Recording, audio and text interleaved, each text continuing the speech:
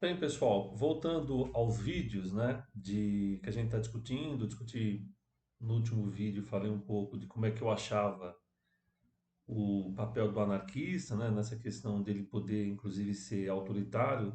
Se ele imagina que o anarquismo é uma sociedade que só existam anarquistas, né, pessoas que pensam iguais a ele. Hoje eu vou discutir um pouco assim o que seria democracia, né, pensando, logicamente, é um vídeo pequeno que eu vou fazer, né, mas como nós anarquistas pensamos historicamente a democracia, né?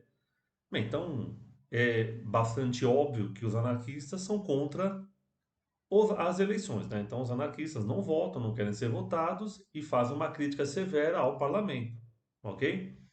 Como se o parlamento, para alguns, né, fossem a máxima extensão de uma sociedade democrática. Os anarquistas acham que o parlamento ele tem, obviamente, um grupo de interesse que domina e por isso, geralmente, né, e quase 99% das vezes, são os seus interesses que são aprovados ali. Vídeo que está acontecendo agora recentemente, marco temporal e assim por diante.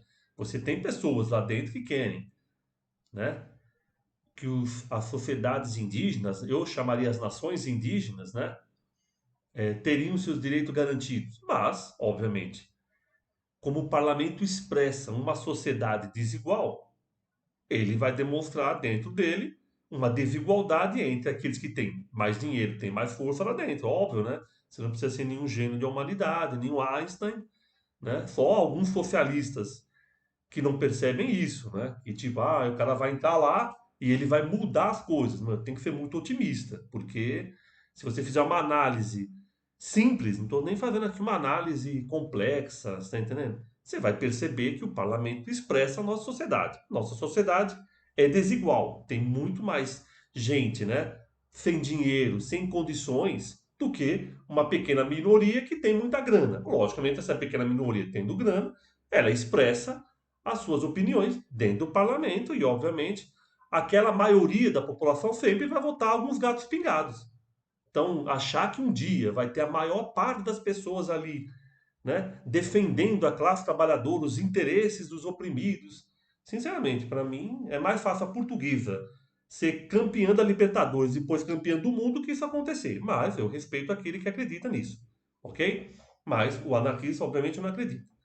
Agora, não significa que o parlamento não seja obrigado a fazer leis que, de alguma forma, né, expressem a força da classe trabalhadora, daqueles que são oprimidos. O próprio Kropotkin, num artigo chamado O Governo Representativo, vai dizer o quê?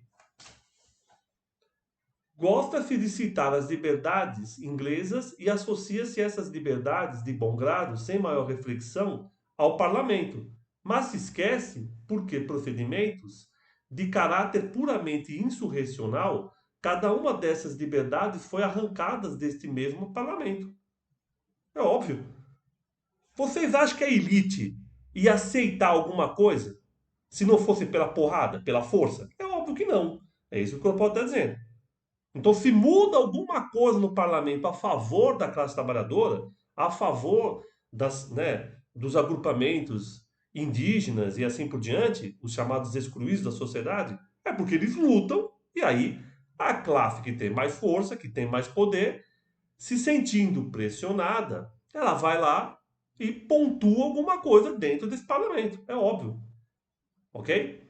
Aí ele continua: liberdade de imprensa, crítica da legislação, liberdade de reunião, de associação, tudo foi extorquido do parlamento pela força, pela agitação, que ameaçava transformar-se em motim. É isso. Se as ruas lutam, tem força, o parlamento muda. Mas agora, peraí, qual a força que você vai ter sempre, né? É uma coisa, você tem que ficar a todo momento lutando para que as coisas aconteçam. Por quê? Dentro de um período de tranquilidade, dentro de um período que não tenha manifestações, e grande parte, inclusive, dos socialistas, quando estão no poder, dizem: não, para pessoal, agora é momento de lutar, agora é o momento de defender o nosso governo. Quando você faz isso, você, obviamente, faz com que os movimentos sociais diminuam a sua intensidade, a sua força.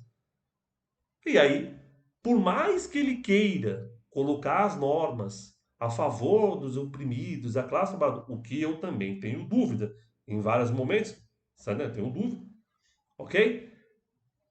Ele não vai conseguir. Por quê? Porque é a força das ruas que vai fazer com que esse parlamento minimamente se transforme. Então, quando os anarquistas são contra a democracia parlamentar, eles estão mostrando o quê? Que há um limite nela, que ela vai avançar até um certo momento, depois ela para. Por quê? Porque ela depende basicamente da força que está fora das ruas. Essa força fora das ruas, na organização das classes, na organização das nações indígenas, na organização dos movimentos LGBTQI, de mulheres, negros e assim por diante, que vai forçar com que esse parlamento faça leis a favor deles. Caso contrário, não vai ter. Porque a elite não vai ceder a essas leis. Não vai chegar e falar: olha, pessoal, agora pensamos que é melhor todo mundo ganhar muito mais e trabalhar muito menos. Meu, sinto muito, isso não vai acontecer. É a força das ruas que faz isso. Então, aí são duas coisas para a gente pensar. Uma, que há um limite do parlamento, ele não vai, obviamente, né, expressar nunca as pessoas mais oprimidas, as classes, trabalhadores e assim por diante, porque ele expressa uma desigualdade da sociedade, a sociedade é desigual, o parlamento expressa essa desigualdade. Aqueles que têm mais dinheiro têm mais força no parlamento, aquele que tem menos dinheiro tem menos força, ok? E ao mesmo tempo, né, a gente percebe o quê? Que essa luta constante, se ela for apenas pensada para mudanças parlamentares, ela também tem um limite. Por quê? Porque o parlamento nunca vai expressar essas ruas, já que ele não foi feito para essas expressões. Ele foi feito para demonstrar ali dentro os debates que ocorrem nessa sociedade, que é uma sociedade de classes, né? Uma sociedade onde poucos têm poder e dinheiro e assim por diante. Ok? Então eu acho que é isso que nós, né, e eu, enquanto anarquista, penso. Existe um limite aí do parlamento. O parlamento não expressa. Agora, não significa que ele também não possa, minimamente, eu dou o mínimo, se expressar, expressar alguma coisa. Ele vai depender do quê? Da força das ruas.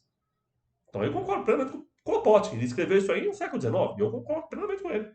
Só é a força da rua que vai fazer isso. Você fala, mas Ami, dá um exemplo hoje, 2023, que as forças da rua podem fazer isso. Está se discutindo em várias cidades. Por exemplo, na cidade de São Paulo. Está se discutindo o quê, entre outras coisas? Está se discutindo o passe livre. Quando começou essa luta? Essa luta começou pelos empresários de ônibus? Começou pelos deputados do PSOL? Do PT? Pode até ter começado. Mas a luta, que foi em 2013, das pessoas nas ruas, forçou para que isso acontecesse. Você está entendendo? Então eu acho que é isso que a gente tem que entender. Se não tiver essa força da rua, se não tiver esses movimentos organizados fora, se eles não tiverem, né, como se expressar cada vez mais, o parlamento fica nas mãos desses poucos que têm dinheiro, porque isso, o parlamento expressa essa desigualdade, ok? Então é pensar como lidar com esse parlamento. Essa é a questão que o nosso amigo Cropot está nos colocando a pensar. Como vamos lidar em 2023 com o parlamento? Ok? E aí pensamos o que é democracia para os anarquistas e por que os anarquistas fazem críticas à democracia representativa, que no fundo não representa. Por quê? Porque ela representa lá dentro de uma forma invertida. Aqui fora você tem milhões de pessoas que são oprimidas, trabalhadores assim por diante, e lá dentro, quantos deles tem lá? 10%? 15%?